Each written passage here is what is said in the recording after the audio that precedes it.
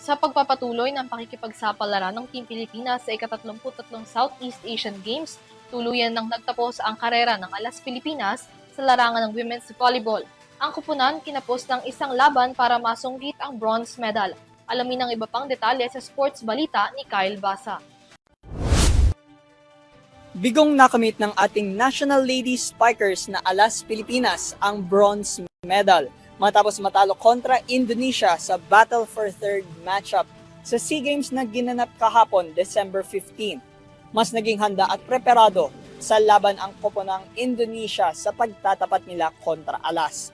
Dinomina nila ang Pilipinas sa ikaunang set, ngunit nakabawi naman ang mga Pinay sa pangalawa at diniretso na ng Indonesia ang dalawang sunod na sets para maiuwi ang bronze medal.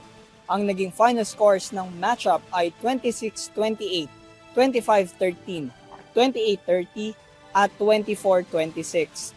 Ito na ang fourth consecutive times na tinalo ng kampong Indonesia ang Alas Pilipinas sa mga Battle for Third matchups sa SEA Games. Dahil dito bumagsak sa fourth place ang national team sa overall standing ng women's indoor volleyball. Halos 2 dekada nang walang naiuuwing medalyo ang women's team at magpapatuloy magpursigi hanggang sa tuluyan ng makamit ang medalyo para sa susunod na torneyong SEA Games. Para sa EuroTV News, ako si Kyle Basa, sumasaludo sa bawat Pilipino.